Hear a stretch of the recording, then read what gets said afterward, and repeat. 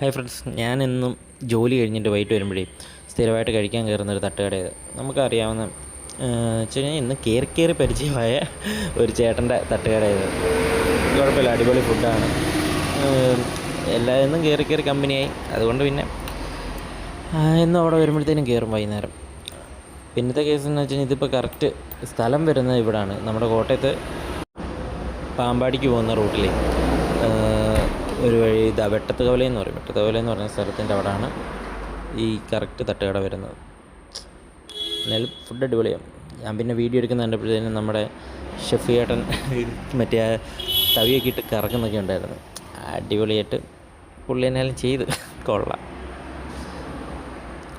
അപ്പോൾ ശരി, okay, by, ഞാൻ പോയേക്കുക. അടുത്ത വീഡിയോയിൽ കാണാം.